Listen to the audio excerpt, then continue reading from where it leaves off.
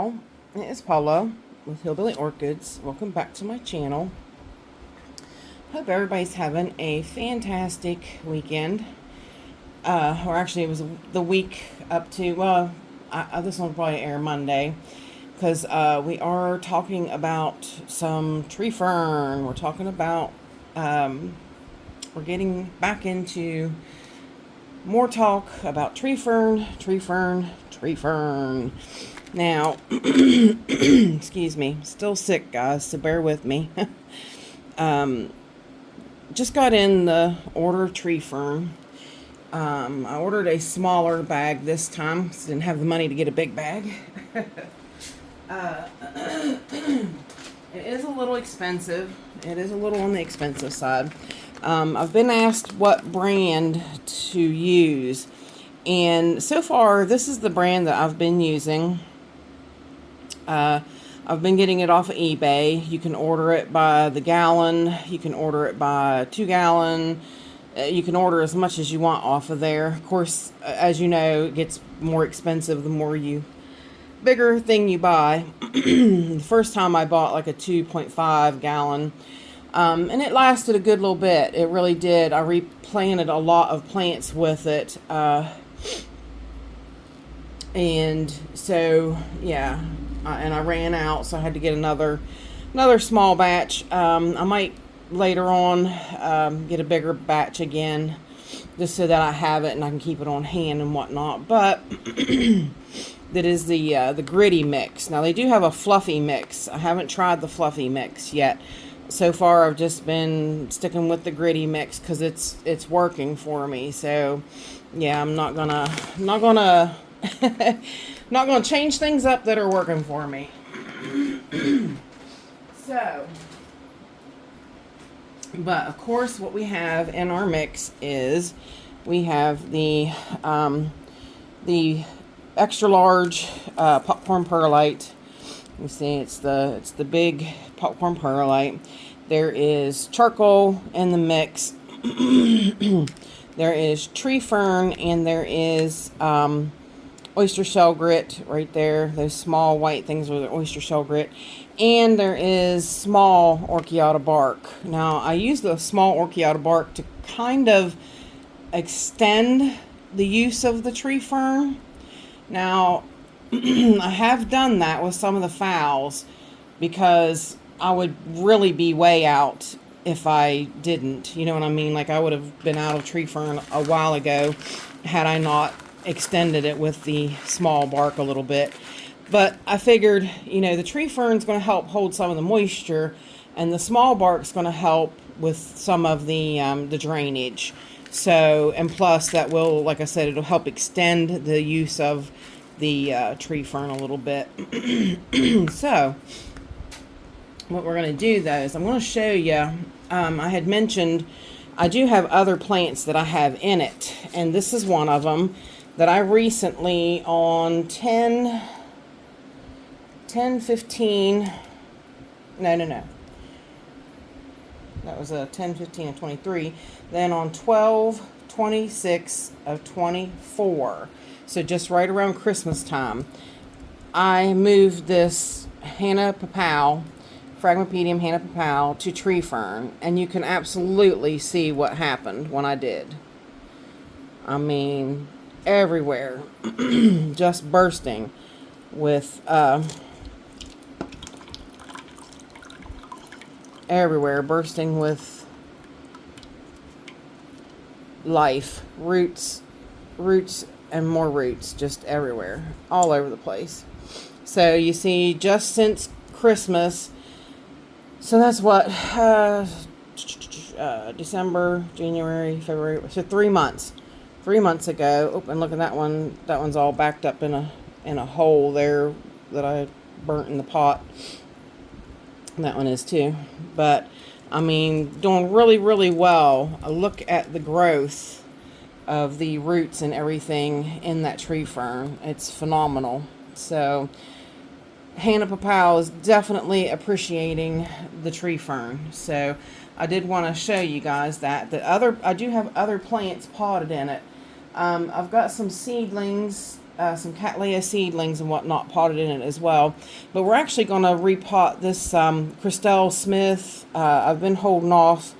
I unpotted this Christelle Smith, and it was terrible shape. Terrible shape. Yeah, terrible. All dead roots. All of this is terrible. And I didn't want to repot. Yeah, look at this. I mean, I was like, oh my, I was about ready to pass out because that new growth was down in the media like that. I just was like, oh my God. And then of course it's climbing here. So yeah, but I wanted to use Tree Fern with this Cattleya, but I don't want to really, this is a harder to find Cattleya, so I don't want to experiment a whole lot with it, because it's not an easy to find one, so it's not like I can replace it quite easily. Like I said, it used to be around quite a bit, and then now, now it's harder to find, so this is not working. Hang tight, guys. Things that work, people. Don't sit around and chop at something. Grab the stuff that works. See how much easier that was? Snip off all those dead roots. I'm going to leave some dead roots on it because I need some stabilization for this plant. Something to, something for it to hold on to. This is, really a sad looking little plant. sad. So, I'm not putting it in this 5-inch pot. I washed up this 5-inch pot because I was thinking that's what I was going to put it in, but that's not happening. So I'm going to have to stop you guys again and see if I can find another pot. I'm going to mix this one in. I'm going to use a little bit of the Tree Fern, but I'm going to use larger bark. So hang tight, and I'll show you what mix I'm going to use for her to try to see if I can save this Cattleya. Yeah, I mean, at least hopefully if one part should save. She's all one rhizome, as you can see. She's came around off of one rhizome. This right here will never, it'll never probably come back up out of the bark. We'll see. And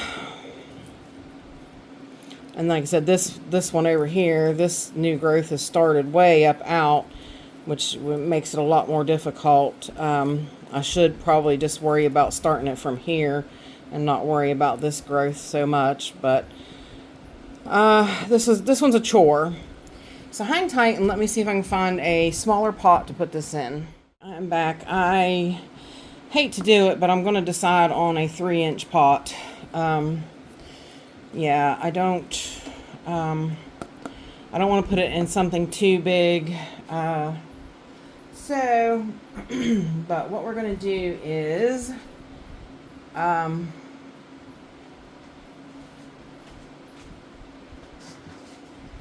do have some mix here that is larger, but I'm going to take some of the bark, put back some of the big popcorn perlite, and so I'm going to mix some of that in the big bark. I want it to stay kind of moist, but not as moist as it would stay with small bark. And I want it to drain, so I wanted to do the wet to dry cycle, but I don't want it to stay too moist too long, that kind of thing. So I want some of the bigger bark, and I'm going to grab a handful of this, and I'm going to mix it in over here with the bigger bark. Okay, because I want to use the Tree Fern, and the fact that Tree Fern's been working really great. So yeah, I want to do that. I want to use that to that point. And this might help me make this part stay up out of the media better. Yet I am going to drop it a little bit. It's going to be a little hard to do. I want to drop it a little bit in the media for that new growth there.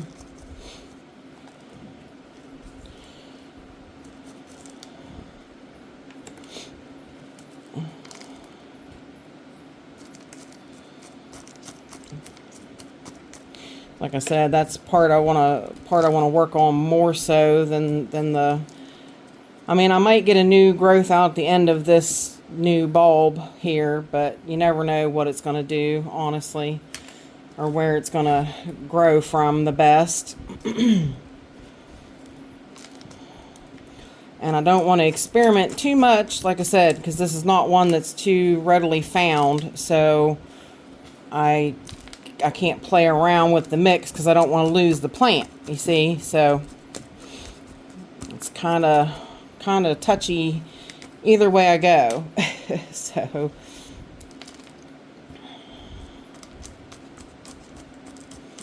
let's see if I can straighten this plant out a little bit and save it and straighten it up. That's my little bit of goal here for this one. See, like I said though, this last new growth here that bloomed, it is sticking way up out of the media.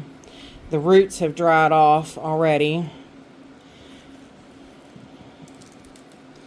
So I do want to try to build this side up a little bit so that can take off. So if that decides it's going to take off and make new roots, then I'm okay with that. You know, then I can save this plant from this growth and we'll go on from there and see what happens. But you see this side's kind of lower in the media. So yeah, we'll kind of go with that and see what we can do here. And put it on a shelf and let it get going and see what we can do. This one's going to be a little tricky to grow. Looks like this one might have bloomed at one point too. So, but this one here, this one should put out another new growth, especially since the it's over with for the bloom now. So yeah. So hang tight and we'll come back and we're going to repot these guys in Tree Fern. Alrighty, y'all, we are back now. This was a tiny piece of how do you say that? Tiascu Marguerite. I sent Yoshi the biggest piece of what I had, and I've been trying to save this because I thought, well, I'm just going to keep a tiny piece because this thing was huge. I mean, it was literally a 10-inch size pot. I had over potted it and caused the roots to die on it, and I sent it to Yoshi, and he said that, yeah, he said the roots were all dead on it, but it came back out and it saved itself. He said the roots started growing on it real good and everything, and I was like, well, that's good. Good. So he wound up saving it, but I wanted to keep just a small piece because they can get so big so fast. Because the thing with twinkles is they bloom a lot, okay? They do. They bloom a lot. They bloom, they make several spikes on new growth. Once that new growth has bloomed, then they're done. They'll not bloom again on that old growth. They have to, you cut the spike, then they'll send out a new growth, which then will bloom again. So you can get a relatively huge plant fast, okay? So I wasn't really interested in that again, so I literally just kept a tiny piece of it. And it of course, as you can see, has been struggling to live. So I'm going to try putting this in the Tree Fern and see what happens with it from here. See if I can save this tiny piece of this tiny piece of Marguerite. So it should help. It has that brand new growth on it. So let's see if I can. Actually, you guys can't really see, can you? Just a basic potting. It's the same potting with this stuff as it is with anything else. You just, you know, put it around it till it's stable in the pot. And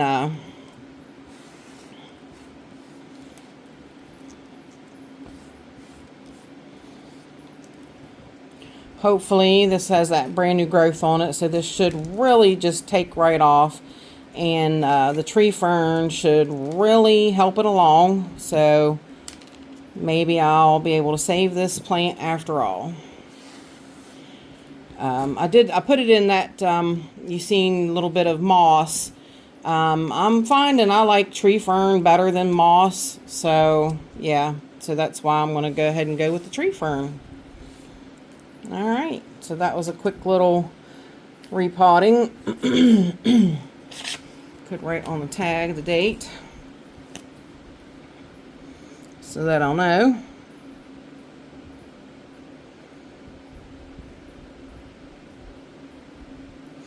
And that way I can keep track of, you know, when I repotted it in that, and then I'll give it some water and let it go from there. Now this one's another one that I've been trying to save. This is the, I have a different Rosy Sunset F. Mine doesn't bloom like everybody else's. Mine has a real unique bunch of blooms. So I've been trying to, this one kind of has just been going downhill too. It, for some reason, it grows a new growth, it blooms, and then it just dies back. So I'm going to try it in tree fern as well. I put it in moss, of course, like I said, trying to save it at this point. Clean it up a little bit. It's actually got some nice new roots, so that's a plus. I wasn't aware that it had some new roots in that media. Like I said, I wanted to try to save it, so I put it in moss. So the moss was evidently starting to pull it around. Let me go clean this. All right, we are back. Got this cup cleaned up nicely. And since this is in two pieces, what I'm going to do is I'm kind of going to watch where, because this one has new roots. This one's definitely, this was a brand new bulb here. So I want to try to get this bulb to grow nicely. And of course, this is a brand new piece growing here. And as you can see, it's growing upward. This is new roots off of it. So I want to be cautious. I want to really watch what I'm doing and how I'm potting it here. So that, sorry guys, this cold is just getting me. Yeah, so I'm going to pot them kind of together so that they can grow nicely together.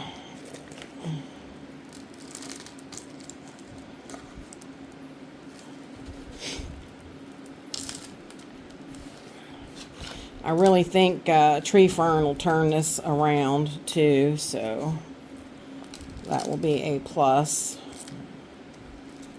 I don't want so much of the big perlite in there either.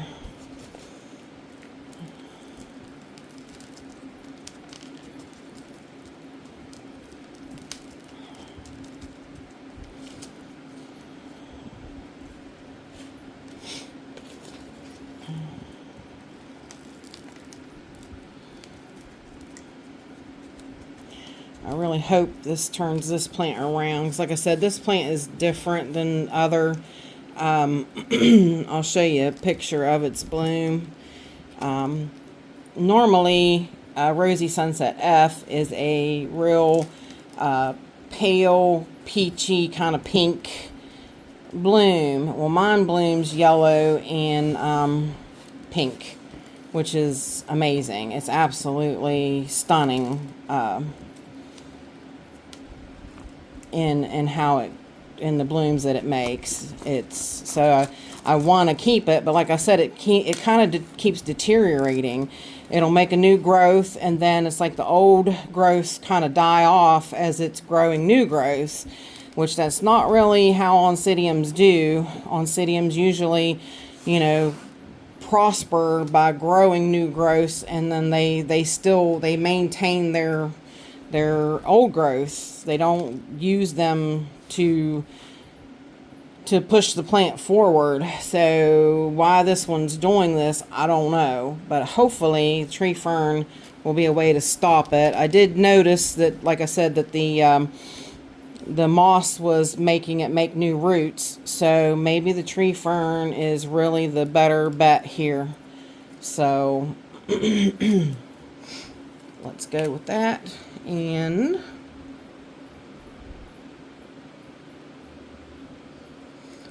cross our fingers. We'll check back on it in a few weeks and see how it does. But yep, that is the potting up of the oncidiums that I wanted to try in the tree fern.